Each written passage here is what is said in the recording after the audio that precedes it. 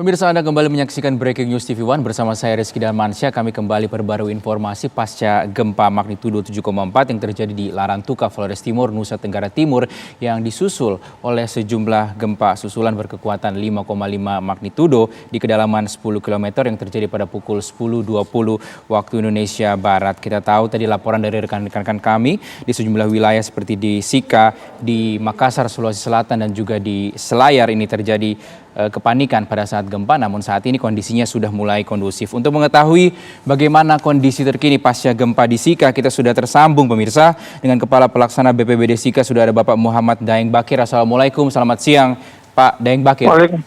Waalaikumsalam, selamat siang Pak. Bapak bisa dijelaskan bagaimana kondisi saat ini di sana, warga seperti apa?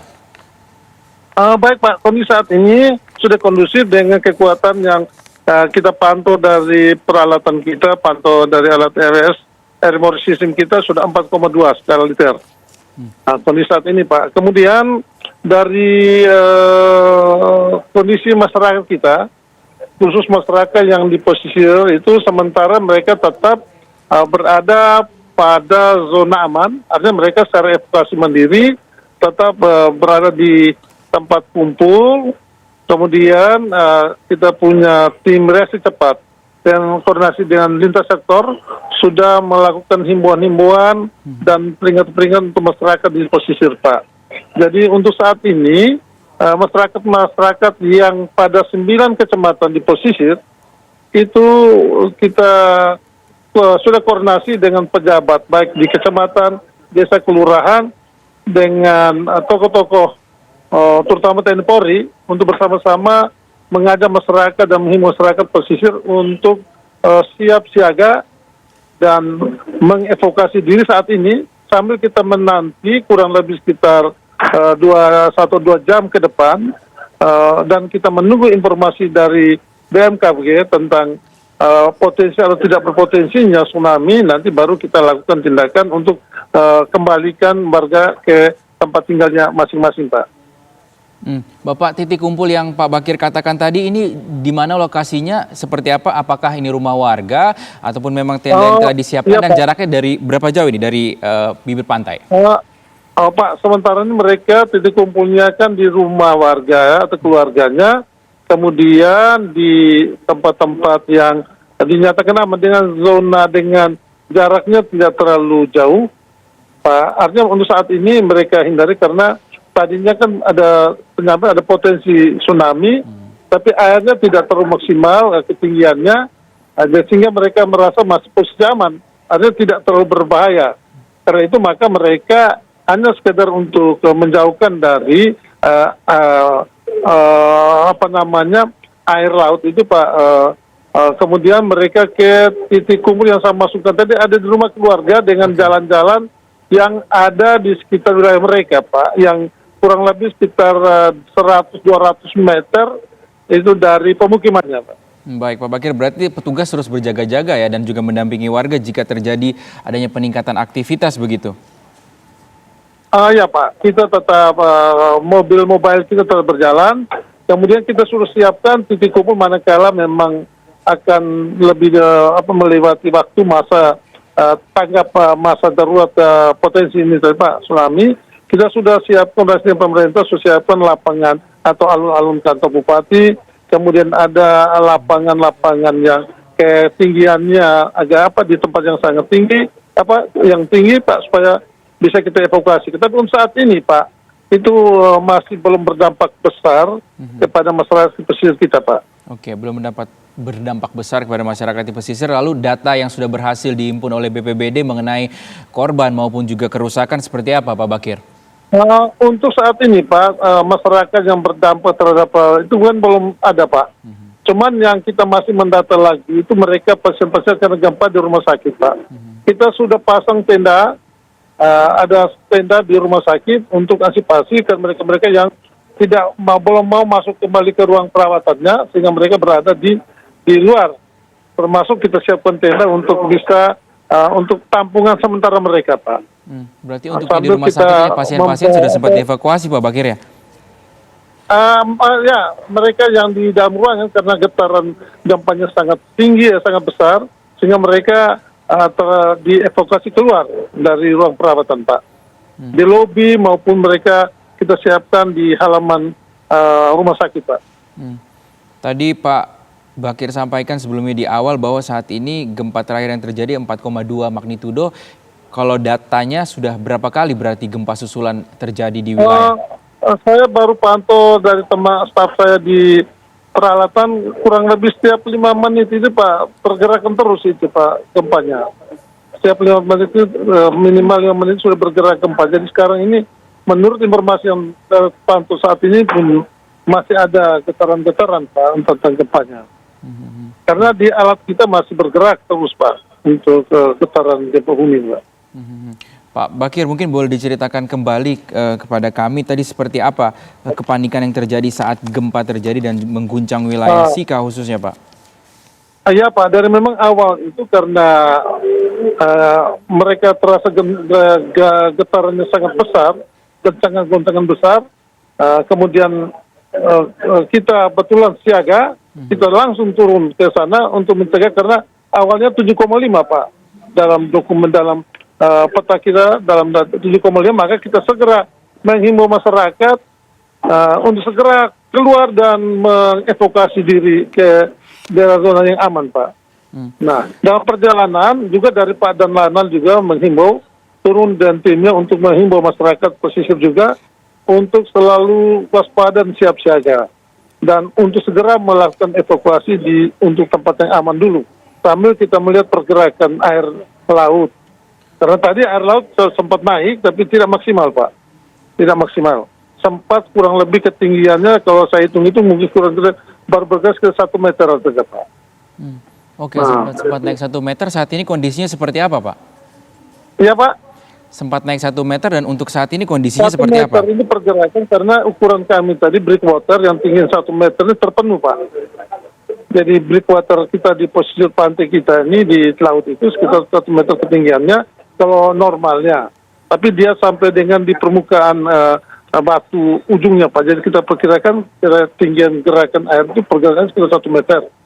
Nah, tapi kan dia sampai di darat tidak terlalu maksimal, karena ini kan kita bukan daerah rata apa daerah ini tapi kita kan ada sedikit ketinggian dari permukaan laut lebih rendah daripada pemukiman masyarakat. Jadi pergerakan air ke daratan tidak terlalu maksimal, Pak. Oke, Bapak, hingga saat ini kita tahu BMKG masih mengeluarkan peringatan dini tsunami di beberapa wilayah, salah satunya di Sika ya Pak. Gimana upaya-upaya yang akan dilakukan oleh pemerintah khususnya BPBD ataupun antisipasi serta jalur evakuasi yang telah disediakan dipetakan seperti apa Pak Bakir? Ya baik Pak, jadi masyarakat pemerintah selalu sudah ada rapat koordinasi segera dalam rangka untuk antisipasi gempa tsunami ini Pak. Kemudian sudah diberikan perintah kepada tim satuan tugas itu untuk penanganan bencana untuk pertama menyiapkan sarana-prasarana dan untuk mendukung manakala ada selama 2 jam ke depan kalau tidak ada pergerakan gempa berarti atau dari BMK sudah menyatakan sudah masuk pada posisi aman, berarti itu kita hanya pantau-pantau di sekitar pesisir lagi Pak. Jadi pergerakan kita sambil ini sementara kita lagi pertemuan untuk mempersiapkan berbagai hal untuk pertama adalah memastikan nanti tempat evakuasi, yang kedua dukungan-dukungan secara prasarana dan permakanan maupun dapur umum itu kita sudah koordinasikan baik dinas sosial maupun dinas teknis lainnya Pak. Jadi artinya pemerintah daerah Kabupaten Sika sudah siap sudah mempersiapkan hal-hal yang bakal akan terjadi manakala itu gempa dan tsunami itu terjadi di wilayah Kabupaten Sika, Pak. Oke, Bapak, mungkin boleh disampaikan kembali titik-titik ataupun lokasi aman yang telah disediakan karena mungkin hingga saat ini warga juga mendengar ingin memantau terus bagaimana kondisi di sana. Kita tetap menyiapkan lapangan, Pak, lapangan bola kaki, terus ada lapangan-lapangan di kecamatan yang kebetulan berdekatan di daerah pinggir kota Maumere, kemudian di tempat-tempat misalkan di sarana fasilitas umum yang ada ketersediaan halamannya sebagai tempat evakuasi, Pak. Jadi titik kumpulnya kita sudah persiapkan berdasarkan inventarisasi kami, terutama di lapangan. Ada 2 lapangan, lapangan 1, 2 lapangan dengan alun-alun kantor bupati, Pak, untuk saat ini. Baik. Lalu untuk fokus saat ini, untuk yang jadi fokus dari BPBD apa saja, Pak? Pertama tadi saya sampaikan, Pak, tim saya dari tim reaksi cepat RC, Pak. Pertama tadi kita sudah bergerak untuk memberikan himbauan, Pak. Kita mobilkan 3 kendaraan untuk menyampaikan pesan-pesan kesiapsiagaan dan kewaspadaan terhadap gempa tsunami, Pak. Yang kedua, kami sudah kategori, tim sudah rapat koordinasi dipimpin oleh Sekda dalam rangka untuk mempersiapkan peralatan dan bahan-bahan atau fasilitas pendukung dalam rangka apabila terjadi gempa tsunami yang nanti akan kemudian kita melakukan sementara turun untuk melakukan identifikasi, inventarisasi, diperkirakan terjadi masyarakat yang mungkin yang akan terjadi korban. Saat ini masih aman, Pak. Posisi masyarakat aman, hanya di ruang perawatan rumah sakit antaranya mereka sudah evakuasi di halaman-halaman rumah sakit dan di lapangan. Di halaman, Pak. Kami dari pemerintah sudah menyiapkan tenda pengamanan, Pak, di tempat untuk evakuasi mereka, Pak. Untuk perawatan pasien rumah sakit. Oke, Pak Bakir, satu lagi, bagaimana kondisi dari early warning system atau sistem peringatan dini untuk bahaya gempa tsunami di sana, Pak? Sudah cukup, masih standby, Pak. Kita punya situ kan ada 2 peralatan di kantor Bupati 1 dengan di BPBD 1. Kita selalu pantau terus, Pak. Jadi hal-hal yang itu bisa kita beri pengumuman terus, Pak, kepada masyarakat selalu waspada. Terutama kalau terjadi potensi tsunami itu alarm kita akan berbunyi, Pak. Yang berbunyi untuk segera mereka evakuasi. Karena biasanya kalau potensi tsunami atau tsunami kan masih ada jeda waktu, Pak, antar gempa dengan tsunami. Pasti kemungkinan masyarakat sudah tahu, dan masyarakat pun kita sudah bangun, kita berikan advokasi, sosialisasi, dan pendidikan kebencanaan, terutama mereka-mereka yang di pesisir, Pak, dengan pembentukan desa tangguh atau siaga bencana, Pak. Baik, terima kasih Bapak M. Daeng Bakir, Kalak BPBD Sika Nusa Tenggara Timur. Itu tadi informasi yang disampaikan bahwa hingga saat ini BPBD terus melakukan upaya-upaya antisipasi pencegahan dan juga memetakan lokasi-lokasi aman yang nantinya akan digunakan jika terjadi bencana susulan. Yang tentunya kita harapkan tidak terjadi dan kita harapkan warga kondisi di sana ini akan kondusif. Tadi dikatakan juga ada 9 kecamatan yang sudah disiapkan dan juga sudah dipastikan untuk bisa menampung warga-warga yang nantinya akan mengungsi jika kondisi-kondisi parah begitu terjadi.